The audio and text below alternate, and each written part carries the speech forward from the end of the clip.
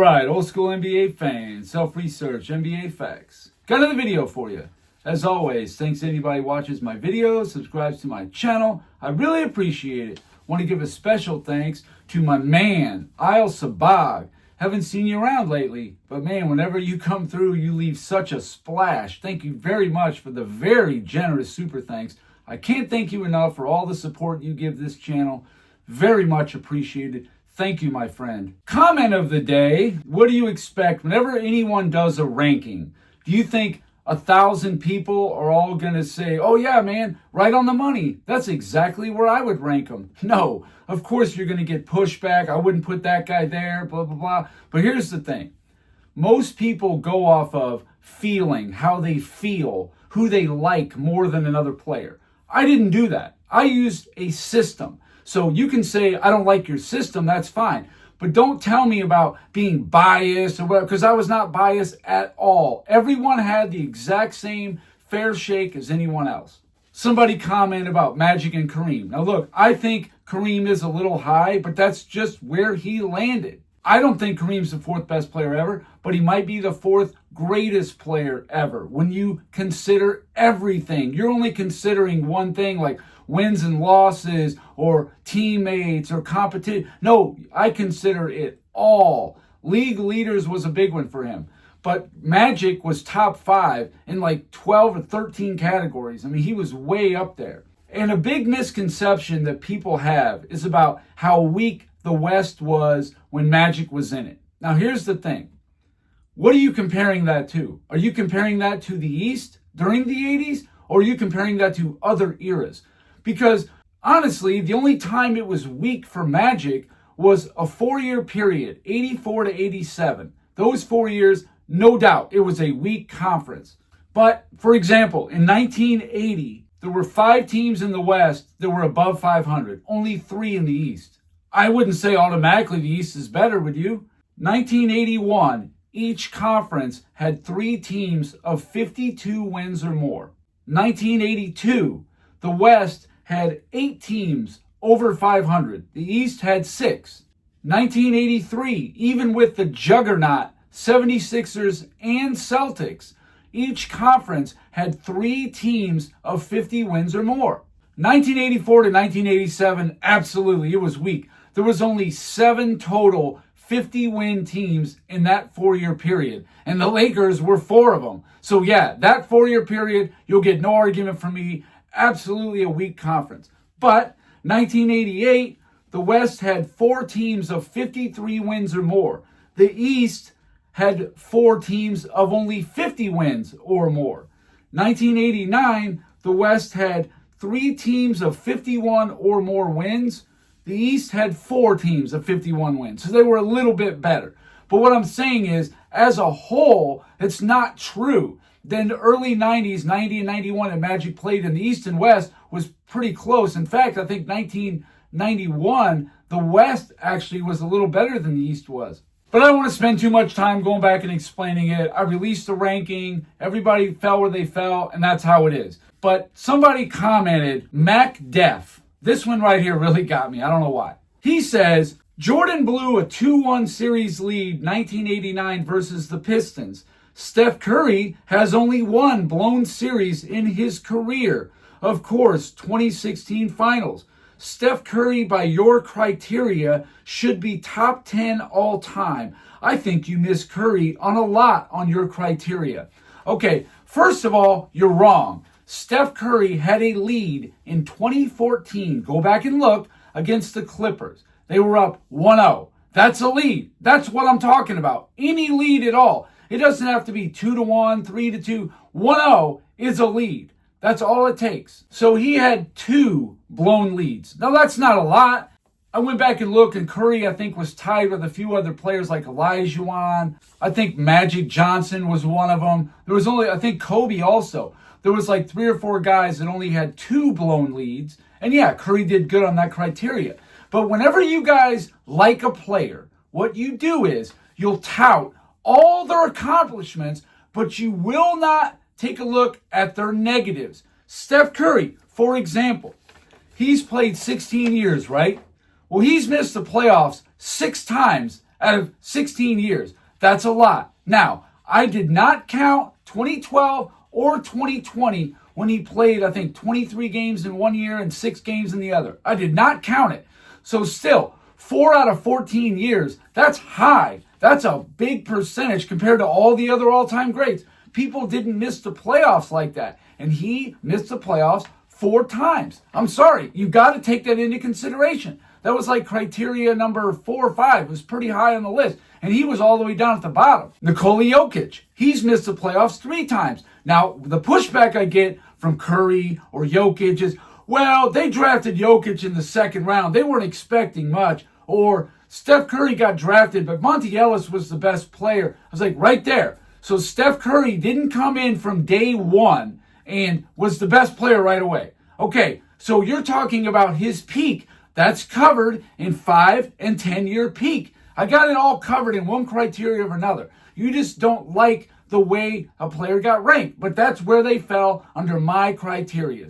Now, you don't like the order of them, or you think I should add something or take something out, whatever, that's fine. But everyone got treated the same. I did not overlook anything on Steph Curry. I'm not even sure why that bothers me, but it does. I overlooked no one.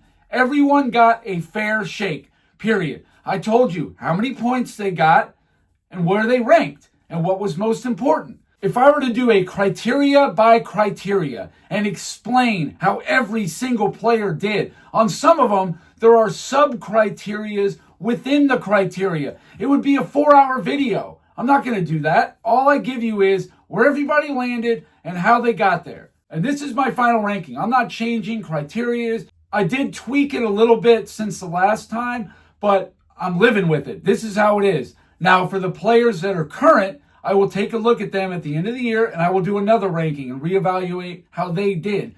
But as far as the people that are retired, they are where they are in my ranking. I don't know what to tell you. In this video here, talking about, again, the 1990s and how people want to beat the decade up. I just did a video a couple days ago by another idiot talking about, oh, it's watered down. They didn't have any players to fill the roster spots. But nobody ever calls the ABA watered down. When you go back and look at some of those guys, they never even played in the NBA. Most of them. They never played in the NBA. They took the very best.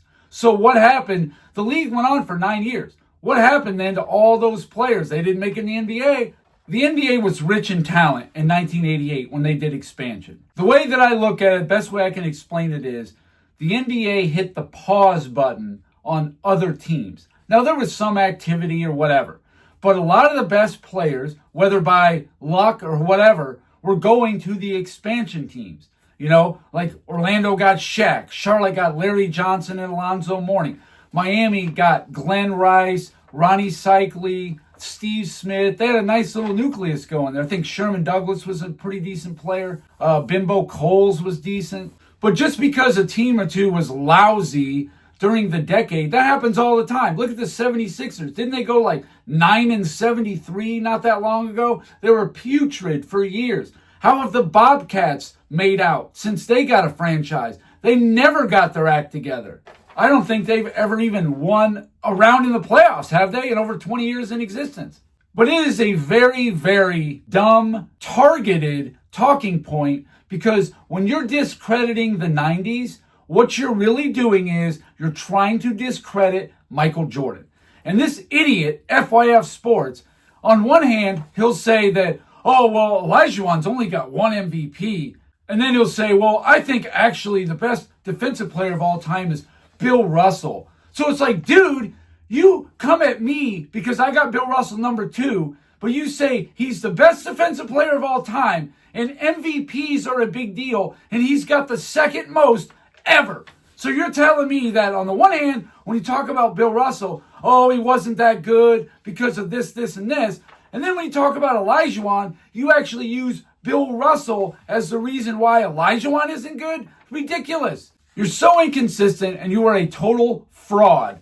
That's why you say that, oh, I got Jordan as the GOAT, and then say every reason in the world why he's not. But then say, oh, don't come at me, I got Jordan as the GOAT. That's the most ridiculous thing I've ever seen. You're like Chris Broussard and Stephen A. Smith who got LeBron second. Hey, don't come at me, I only got one player ahead of him. It's a cowardice thing to do. Since the 1990s, and in this bum decade that everybody says, right? Okay. The runner-ups in the 90s, in my opinion, are the best since the 90s. There's no decade that has better runner-ups, and I'll prove it. The 80s, yes, they got the best runner-ups. Because in the 1980s, you had the 76ers of 1980 and 82. 81, you had Houston. They were only a 40 and 42 team, but that's kind of like the anomaly. You got the 83 Lakers, the 84 Lakers, the 85 Celtics, the 86 Rockets, the 87 Celtics, the 88 Pistons, the 89 Lakers. Those are some pretty good runners-up, I would say. But let's take a look at the 2000s runner-ups, for example. Since the 90s are bums and full of overinflated stats and a bunch of watered-down teams and all that, this should be a piece of cake. 2000 runner-ups. Indiana Pacers. They were 56 and 26. Their total record, including the playoffs, 69 and 36. They were the 6th net rated team. They were actually number one offense. 01 76ers, same record, 56-26. Overall record, 68 and 37, a 647 winning percentage. 4th net rated team. 02 New Jersey. Their overall record is 63 and 39, a 617 winning percentage. The 5th net rated team, actually the number one defense. 03 New Jersey. Same record, 63 and 39, same winning percentage. They were 4th net, and again, the number one rated defense in the NBA. The 04 Lakers, 56 and 26, 69 and 35, had a 663 winning percentage, both regular season and playoffs combined. 7th net rated team. 05 Detroit Pistons, 69 and 38, combined record of 644 winning percentage, the 6th net rated team. 06 Dallas, they won 60 games, 74 and 31. They had a 704 winning percentage, 3rd net rated team, the number one offense. 07 Cleveland, they were 62 and 40, a 607 winning percentage, which is the lowest of the entire decade, 7th net rated team. 08 Lakers, 57 and 25, 71 and 32 overall record, 689 winning percentage, 3rd net rated team. 09 Orlando, they were 72 and 34 combined record, 679 winning percentage. The 4th net rated team. So the average team in the 2000s, runner-up, was 55 and 27. Their winning percentage combined, playoffs and regular season, was 653. Their combined net rating, the average net rating of the runner-ups of the 2000 was just about 5. You could say the 5th net rated team. Okay, fine. How about 2010s? 2010 Boston. They were 65-41 record, the 9th net rated team. 2011 Miami, 72 and 31 record, 699 winning percentage, the number one net rated team. 2012 OKC, 60 and 26, 697 winning percentage, the 3rd net rated team. 2013 San Antonio, they were 73 and 30, 708 winning percentage, the 4th net rated team. 2014 Miami, 67 and 35 total record, 656 winning percentage, the 4th net rated team. 2015 Cleveland, 67 and 35 combined record, 656 winning percentage, the 5th net rated team. 2016 Golden State, 88 and 18, 830 winning percentage, the 2nd net rated team. 2017 Cleveland, 64 and 36, 640 winning percentage, the 7th net rated team. 2018 Cleveland, 62 and 42, a 596 winning percentage. That's the lowest winning percentage of the entire decade of the 2010s. So LeBron has the 2010s with the 07 Cleveland, the weakest winning percentage, regular season and playoffs combined. And he has the 2010s with the 2018 Cavaliers at 596 winning percentage. 2019 Golden State, they were 71 and 33, a 682 winning percentage, the number 2 net rated team. So their average going by net was 5.1, so just over the 5th net rated team. The winning percentage was 678. That's actually a little bit higher than 2000s. And the average regular season record is 56 and 26. That's one game better than the 2000s runner-ups. And we all know the 2000 runner-ups, especially early in the decade, they were not very good. The 2020s runners-up so far. 2020 Miami, their winning percentage is .610. 2021 Phoenix, 65-29 was their record. The winning percentage was .691. 2022 Boston, they were 51-31, 65-41 total record, .613 winning percentage, the number 2 net rated team. 2023 Miami, only a 44-38 team, 57-48 total record, .542 winning percentage, the 21st net rated team, and they made the finals. Amazing. 2024 Dallas, their total record is 63-41, a .605 winning percentage, the 14th net rated team. Now, they may have been a little better than what the record indicated because they picked up some pieces late in the year and they were playing better. Okay, I could probably get behind that. 2025 Indiana, 65-40 total record, .619 winning percentage, the 12th net rated team. So when you average out the 2020 teams, I factored in both 2020 Miami and 21 Phoenix based on an 82-game schedule. But even with that, it averages out to a 51-31 runner-up. That's not great. A .612 winning percentage. And the average net team to be the runner-up in the finals was just under the 10th net-rated team. That's insane. Now let's take a look at the 90s, the horrible 90s. Now, I did not include 1999. Now, yes, that would drag the average down. The reason I excluded it is because that isn't the Jordan era. That's after Michael Jordan retired. And we're just talking about the Jordan era here. Now, I left 94 and 95 in because even though he retired, he played in 95. It was right in the middle of the 90s of when Jordan was playing. 1990 Portland. They were a 59-win team. 71-32 total record.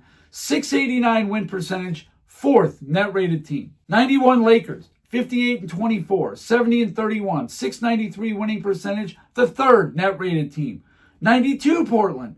57-25, 70-33 record, .679 win percentage, the 2nd net rated team.